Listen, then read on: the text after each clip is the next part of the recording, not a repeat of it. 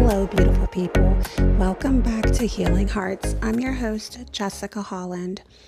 Today, we're going to be talking about the power of words and vibrations and what they carry. This all just came down from things that I was learning about. Sometimes I get bored and I just want to listen to things. I'm just a life learner. What can I say? You don't know what you don't know. But I was listening to this professor talk about how they had access to a monastery that they no longer have access to now, but they did in the 90s, and they saw these beautiful art pieces in, I think it was Tibet. Of course, him and his students, when they took this trip, they had many questions. They had many questions about the drawings on the wall, and obviously, these drawings and hieroglyphics, they communicate different things with us and to us nowadays. It might not be in the same format just because we live in an entirely different world now versus thousands of years ago. But, certain things remain the same. And what I mean by that is they seen these drawings and almost pattern like looking drawings, pattern like looking lines. I'm not saying they looked like the Fibonacci symbol or anything of that nature, but there were these patterns and they asked about them. And I just thought it was so interesting because the answer that they got and that they gathered was that back then they didn't have voice recorders, even before books, and the way that things were passed around were by sound, by word of mouth. And so a lot of the time these individuals, many, many moons ago, they would trap the sound in either water, or if you've ever seen, another great explanation of this would be for you to visualize, if you've ever seen those videos where a person has salt on a flat metal surface and they make a sound and then there's a pattern. The patterns looked somewhat like that, and that's what they were doing. So anywho, they gathered that these patterns were actually vibrations and communications in the way to solidify or preserve their message. Then looking all the way to how I really began to think about that, and I was like, wow, no wonder they say words are powerful. Words are the vibration, even our vocal cords, how they vibrate to make our voice come alive.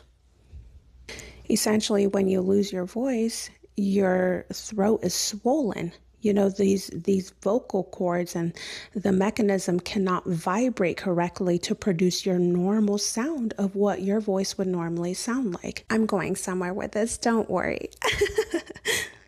It made me think of words. It made me think of different languages, and being multilingual, you can decipher certain languages because of the Latin dialect. For me, a Latin dialect will allow me to somewhat eavesdrop on French, Italian, Spanish, English, and Portuguese. Before Google Translator existed, I remember helping this couple. They spoke Portuguese and no English, and I helped them get a taxi. I picked up on different words that they were saying. Now, I don't speak Portuguese. I can't read Portuguese, but I can pick up some of the words because of the way they sound. And like I said, that Latin dialect, that Latin root that is within those words. And there are some languages that the past and the present tense does not even exist. And I just thought this was so interesting because if the past and the present doesn't exist, they describe things in the now. They're living in a much more present way. I begin to think, I'm like, how powerful is that? To only be describing the now, to only live in the now. You wouldn't be concerned about something that you failed in, because if you translated it, it would literally be saying, I fail now. So you would be speaking of what's happening now instead of I failed last week, when I did XYZ. So I just thought this was interesting in the way that, yes, it would limit somewhat of a description of memories from the past and future things that one hopes to attain. But think about how much more powerful a person is when they're just living in the now. They're enjoying family time now. They're enjoying time with their friends now. You're enjoying time with your spouse now, in the present. You're not looking to remember or to describe the past. You're not yearning for the future that we don't even know what will be in store for us. And then I began to think about the many tabs that open up in my mind.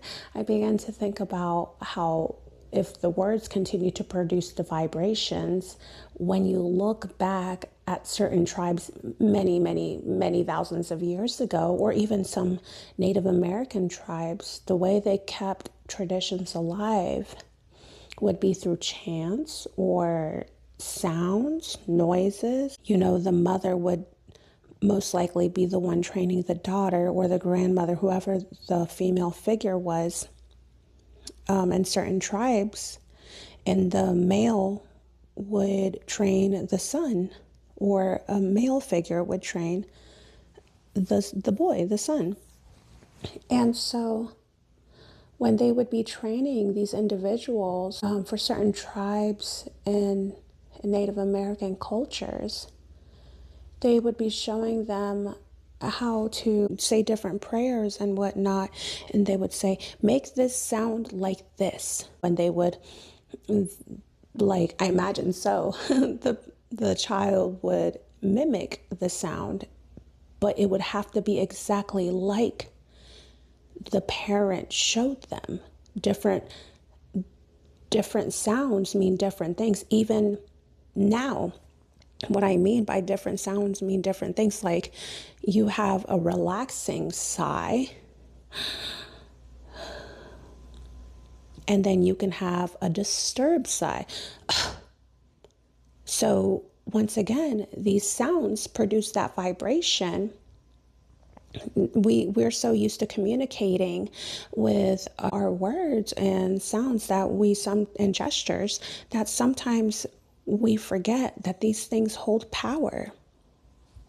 So looking back at the tribal things, I was like, wow, that is so interesting. You know, these prayers, chants, or just the sounds that they would get, the younger generation would get trained in. The reason why these things would be kept as a tradition in their culture, or a tradition within their familial state. And then going in a little bit deeper, then I began to think about, I was like, oh my goodness. So not only does this store traditions, but this can store trauma. I thought about it, and fast forward to now, how things operate. You know, we still communicate with sound, with words out of our mouth, but when these words that are being said to us are not positive, it gets passed down and stored almost as quote unquote trauma. And then you have hurting people hurt people, all rooting to that vibration that was originally projected onto that child, or onto somebody's surrounding. And there goes the ancestral trauma being passed down through vibrations, or through words. Or if you have critical parents that you felt that you had to please, and you heard them tell you this is not good enough, or I knew you could do better, things of that nature that sometimes get recorded in our subconscious. These were vibrations being put out there to individuals, and then they grow up and sometimes do the same thing without even wanting to their children, or to their surrounding people around them. And those things get stored, and it almost goes to the root of how we are all connected, and how if one person changes and changes the vibration, the things that they put out there through their words and through their gestures and the way of just simply being can change and have a ripple effect, just as these patterns were presented. It just goes to show how much power that we hold as an individual, that we can communicate. And now we have these resources, these beautiful, wonderful resources of neuroplasticity, how we can target that healing no matter what happened to us in the past. And I don't say that lightly. There will be pain in life, but it is our choice to suffer because the tools are given to us. Nature gives us the tools. I mean, literally everything that we need is all around us. And I don't mean just because we have a phone that gives us information in less than a half of a second, or books and things of that nature. But I mean that it's our responsibility, that we have the power to choose to pick up these tools and use the things that are given to us as tools in the first place, because our voice is a tool, because we are able to speak things into existence. We are able to speak life into others. We are able to speak healing. Once again, that vibration that you are putting out there. A lot of people just think it's a saying, oh, good vibes, good vibes. Sounds like the hippie days, but that's not the whole thing of what it is about. And I wish more people understood how powerful they are. Not could be, but are. Once they begin to use those tools within them to demolish strongholds of maybe just generational trauma or generational things that have been happening in their household and their family, can end with you. I think sometimes what people fail to realize is the healing journey isn't always going to feel beautiful, because these things that we were so used to, or a way of being that we were so used to, is trying to be pulled out of us so something new can take its place, something that compounds the seeds of the things that you have planted, so you can reap your harvest, so you can find that true joy and not just depend on happiness through circumstances, through the highs and lows of life. And we can all use the things that have happened to us, no matter, excuse my language, but no matter how shitty they might have been, we can use it to impact for good. We can use it to maybe be a little nicer, or maybe have a little bit more compassion. Everything is usable around us. It's just up to us to determine how we're going to use it. I mean, you have the dandelion. A lot of people consider it just a plain weed, and they pull it out to make their garden look better. But at the same time, the dandelion is still used for medicinal purposes. That is one way that I can put that we can literally use everything in our lives for the good, not just for the good of our self-improvement, but for the good for other people, as a way to improve the world around us. Because one thing about us that I know for sure is we live in this world for now. Until this body leaves this earth, we are here. So why not improve it? And when we begin to have a different perspective, that is when we will see different things in our lives subside that we didn't even like in the first place.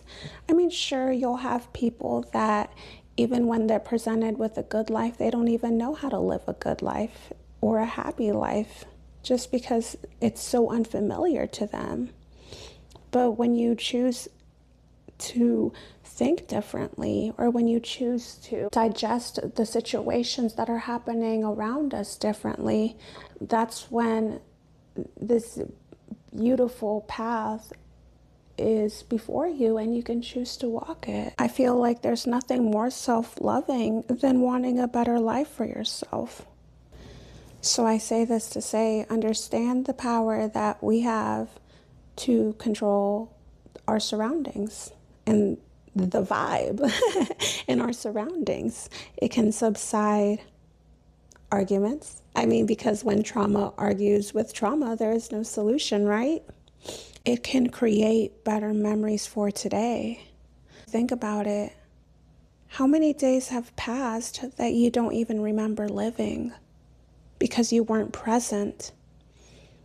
How many days do we remember through only a negative lens when there were so many different things to be thankful for? All right, I'm going to stop there. That is my my food for thought of the day, my ranting after just watching something about them taking a trip to Tibet. The many tabs that open up in our mind, it's beautiful. The brain is a beautiful thing. It's just up to us to explore it. So I'm going to leave us with a couple truths. You can trust the process of life because the good that is for you will always find you. Those blessings that are specifically made for you, they have your name forged on there. No one else. No one else but you. And don't you forget that. So that one came from me. Let me Google one because we are thankful for Google when our brain sometimes has a little bit of a trouble there.